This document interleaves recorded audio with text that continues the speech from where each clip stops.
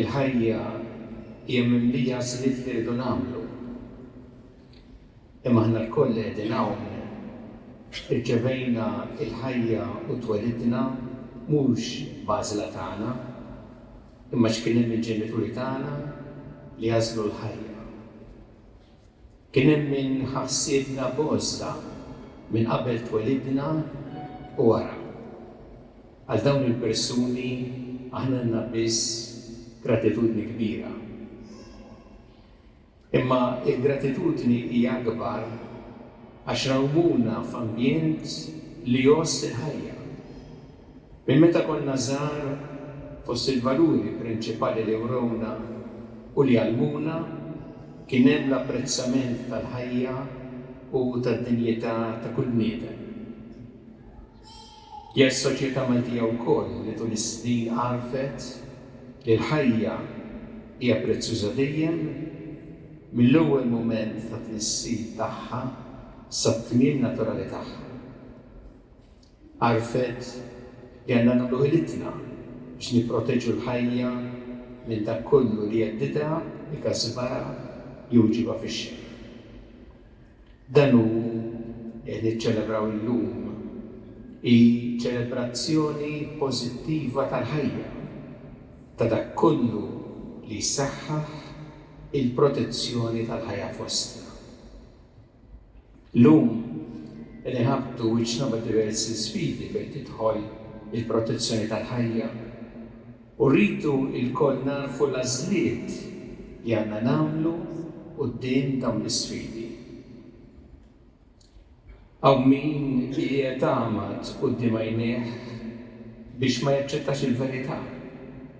Dak li tgħid ix-xjenza u li taraħ illum bl-ultrasound jiġifieri li l-ħajja umana tibda ma' tnissib u jgħid li dawn ftit ċelloli fil-ġuf li tista' tidisponi minnhom.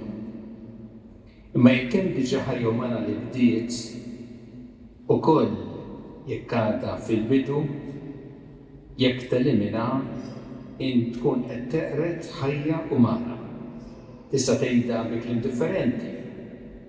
Tista' titkellem fuq iċ-ċelloli issa qed titkellem fuq ċista.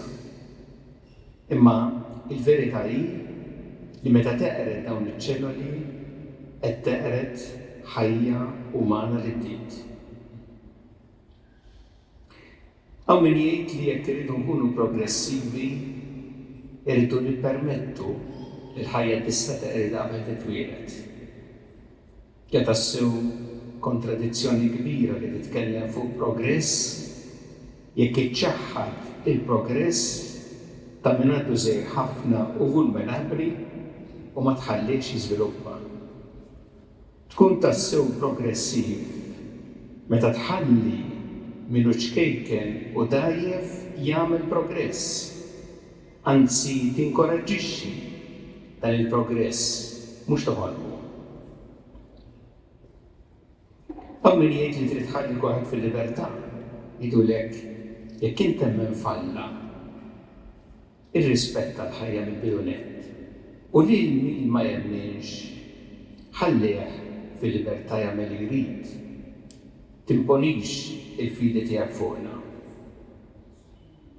Ma l-iżball huwa mhijiex il-fidi imma x-xjenza li tgħidlek li hemm ħajja umana li bdiet. Il-fidi li tgħidlek hu li kull ħajja hija ġbija ta' Alla don tiegħu. Ma nistgħux nirraġunaw li fis-soċjetà il-ħajja umana għandha tkun imħarsa biss minn min jemmen u min ma jemminx għandu dritt li jaqrita.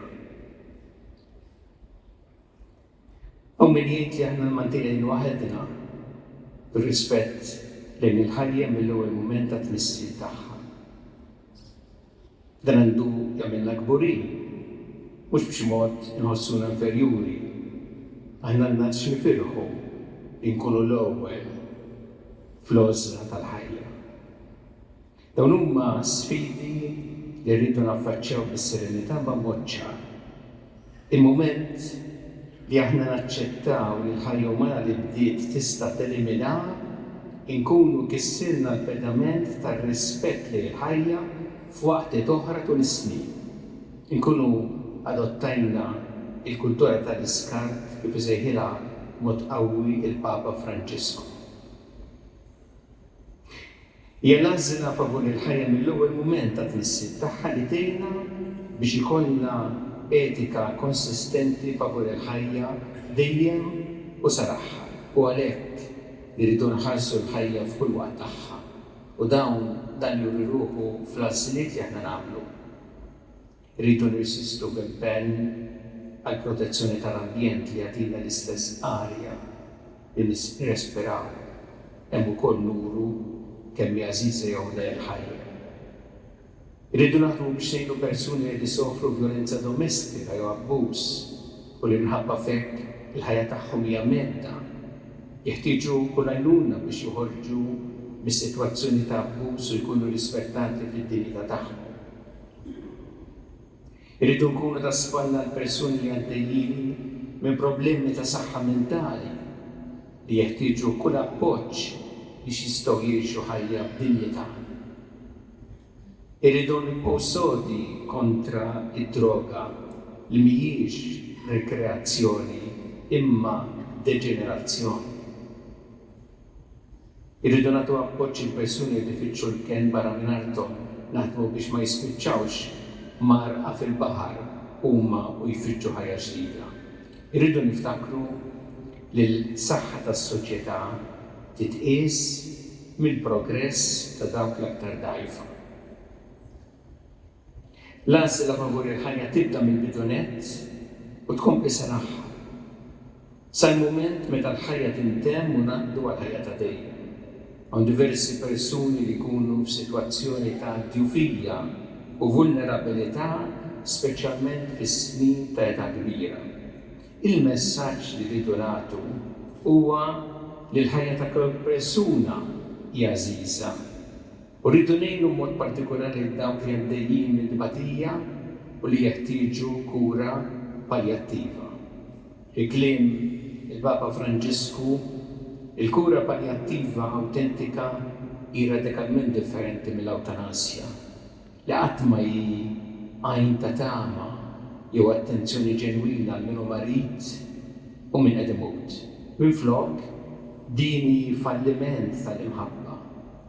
Mera ta' kultura tal-iskart li fiha l-persuna m'għandniex inħossuha bħala valur primarju li għandna nirrispettaw u nieħdu ħsieb. Tal-kliem tal-Papa Franġisku jgħidlek ta' bil-ħaq l-eutanasja spiss ippreżentata b'mod qarrieq bħala għamla ta' kompassjoni. Imma l-kompassjoni kelma li tfisser tbati ma tinvolvix it-temma intenzjonata ta' ħajja. Ma pjuttost ir-rieda li wieħed jaqsam fit-toqol ta' dawk li qed jaffaċċjaw l-aħħar stadji tal-pellegrinaġġ tagħna fuq din l-art. L-għażla favur il-ħajja tfisser li nieqfu ma' min qed ibati bħal ommijiet li jsibu ruħhom f'diffikultajiet kbar u jkunu jeħtieġu appoġġ. U dan li toffri l-Knisja diversi parroċċi u komunitajiet tagħha flimkien ma' diversi istituzzjonijiet bħal Moviment ta' Drittijiet, Protezzjoni, Żvilupp tat-Tarbija se titwielet u l-Life Network Foundation biex ħadd ma jitaffex taħt il-batija u biex tant ħajjiet umani ikunu salvati. Il-festa tal-lum tal-preżentazzjoni tal-Bulejn nitolbu biex hu jkun dejjem id-dawl biex idawwal il-ġnus. Nitolbu biex aħna nwasslu dan id-dawl tiegħu bħala pellegrini tat-tama u noffru din it-tama l-Israelija messaġġ ċar favur il-ħajja u d-dinjità ta' kull bniedem. Nożżu il-ħajja bl-imħabba, nażlu il-ħajja.